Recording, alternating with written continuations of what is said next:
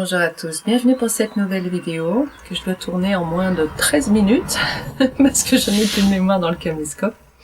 Je vous retrouve aujourd'hui pour vous parler de choses très importantes à clarifier, mémoire intergénérationnelle et comment je fais pour récupérer de l'énergie.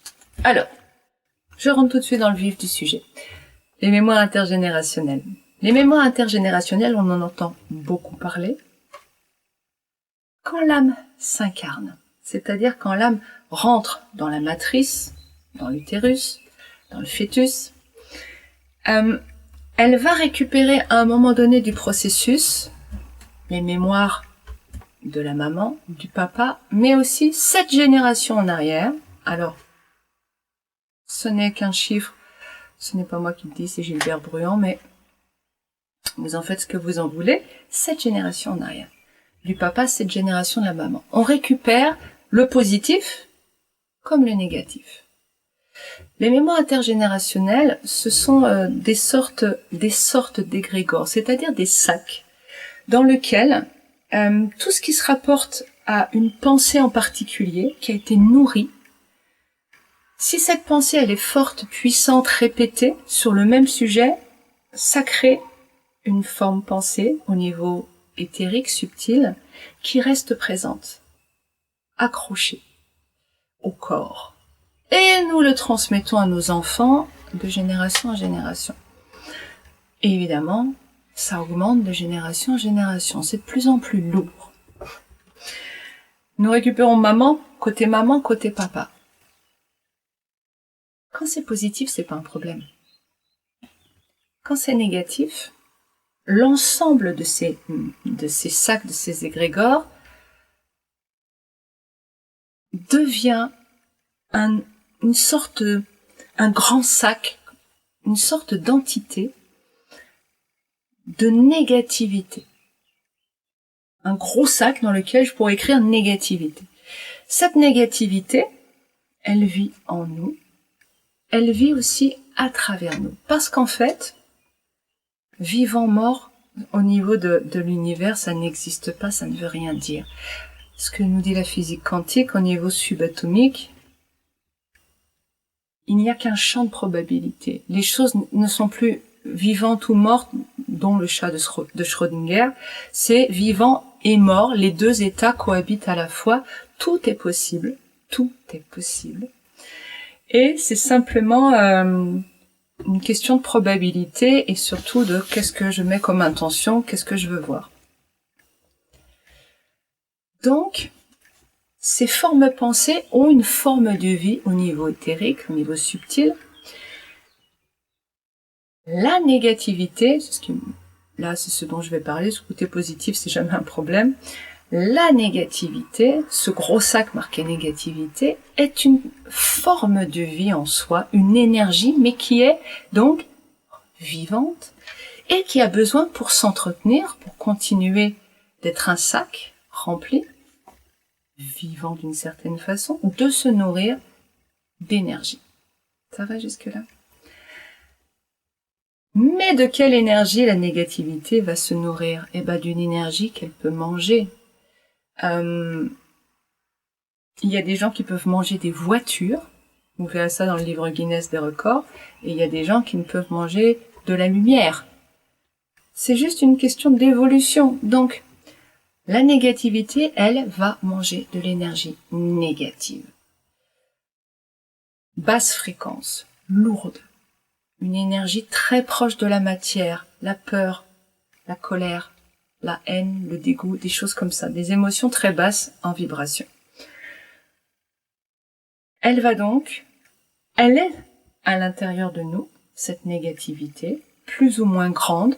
Plus il y a de la négativité, plus elle envahit le corps, ce qui crée toutes les maladies, genre cancer, genre fibromyalgie, etc. Plus elle est petite, plus elle est concentrée. Elle est située en particulier dans le ventre. Elle va donc avoir besoin de se nourrir et pour se nourrir, attirer à elle de l'énergie de basse fréquence. Ça veut dire en clair qu'il faut que l'hôte, c'est-à-dire nous ayons des émotions de basse fréquence pour que notre énergie négative puisse se nourrir. Cette négativité a un pouvoir sur nous qui est de contrôler notre mental en réalité. Quand nous sommes inconscients, nous pouvons consciemment contrôler où nous regardons, mais quand nous ne sommes plus conscients, c'est-à-dire 23h50 par jour, c'est la négativité qui pilote notre inconscient et qui donc met notre regard où elle veut que nous regardions. Quel est l'intérêt pour elle? Quand je mets le regard vers ce qui va mal, vers ce qui est triste, vers ce qui me fait peur, j'émets des émotions négatives. Et elle se nourrit et elle grossit à l'intérieur de moi. Plus la négativité est grosse au niveau subtil, plus ça se manifeste par des maladies au niveau matériel organique, bien sûr. Elle a plusieurs façons de nous amener donc à émettre de l'énergie négative, attirer notre attention en voyant ce qui nous fait du mal, nous basculer dans l'excès. Je vais me coucher à 3 heures du mat, je vais regarder 3 films d'affilée, jouer aux jeux vidéo jusqu'à je sais pas quelle heure, je bascule dans l'excès. Je suis contente, mes enfants viennent passer un week-end chez moi, je vais tout nettoyer pendant des heures, je vais être épuisée, je bascule dans l'excès. Pourtant, c'est un excès qu'on pourrait dire c'est de la joie, c'est super, c'est positif, mais c'est quand même, je suis poussée en permanence. Elle utilise aussi la technique des voiles. Elle trouble notre mental. Tout d'un coup, on ne sait plus. C'est quand on s'approche de choses qui la mettent en danger. Hop, le voile arrive. Je sais plus. Voilà. Ah oui, le 4e mécanisme, c'est l'inertie. Inertie, atermoiement. Repousser à plus tard. Trop lourd. Oh, j'ai pas l'élan. Distorsion aussi.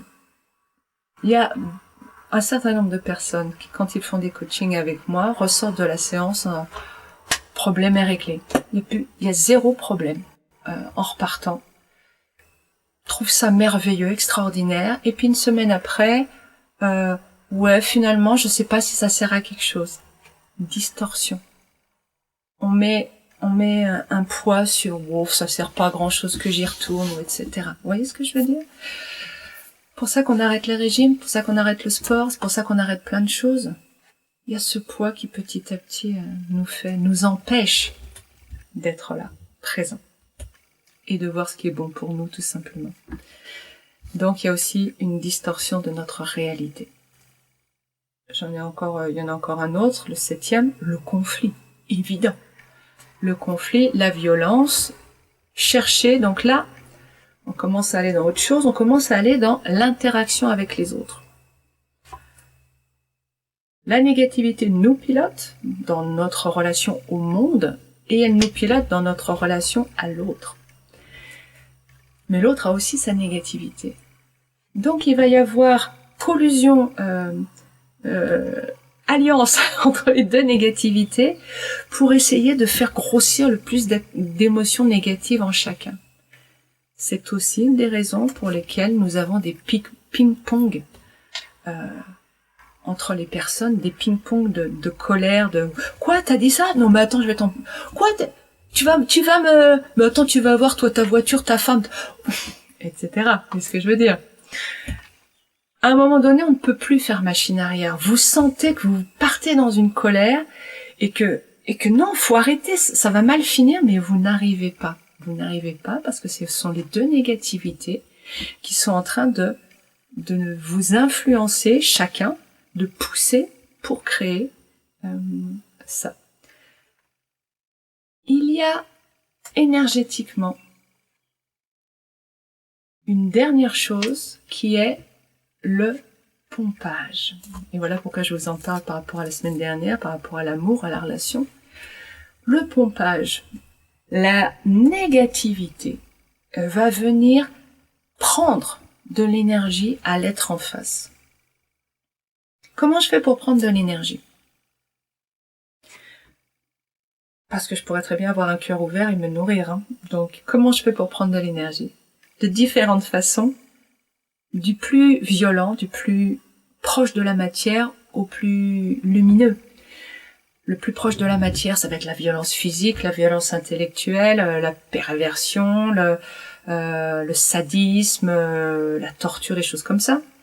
Et puis on va monter un peu, et puis on va aller vers la personne qui, au lieu de prendre violemment, va chercher à obtenir par façon un peu plus douce, genre la personne genre un peu sensu, quoi. La personne qui se plaint tout le temps, la personne qu'il faut prendre en charge, sinon elle n'y arrivera pas, elle va mourir, chantage au suicide, etc. Puis encore un peu au-dessus, vous avez la personne qui va non plus essayer de se faire donner, mais en tirant très fort, mais la personne qui va susciter l'envie qu'on lui donne. Séduction, faire plaisir, ouais, c'est surtout ça, séduction et faire plaisir. Et puis après, vous avez à un niveau au-delà, eh bien, je dirais la personne qui n'attend rien. Mais là, on est déjà, je pense, à l'éveil.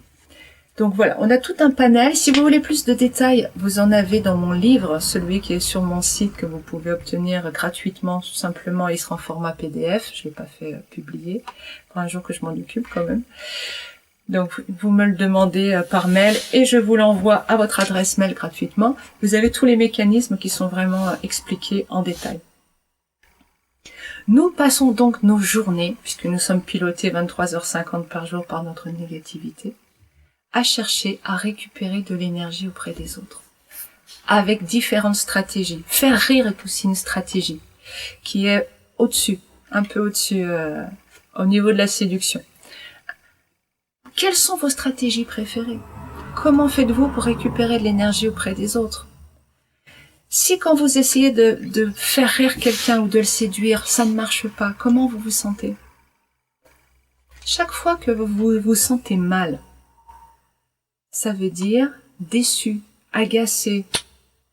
Ça veut dire que vous n'avez pas reçu ce que vous vouliez. Vous n'avez pas reçu d'énergie. En fait, c'est votre négativité qui est pas contente parce qu'elle n'a pas pu se nourrir de l'autre. Pourquoi je vous ai dit que s'aimer les uns les autres, c'est pas possible? Parce qu'en fait, là où votre conscient a envie de donner de l'énergie de votre cœur, votre négativité, en même temps, elle est en train de pomper tout le temps. Sauf si votre cœur est grand ouvert. Mais comme mon cœur est fermé, parce que je me sens coupable que je ne l'aime pas, donc j'ai un cœur fermé, donc je n'ai pas d'énergie, ou très très peu. Mais alors qu'est-ce qui passe là?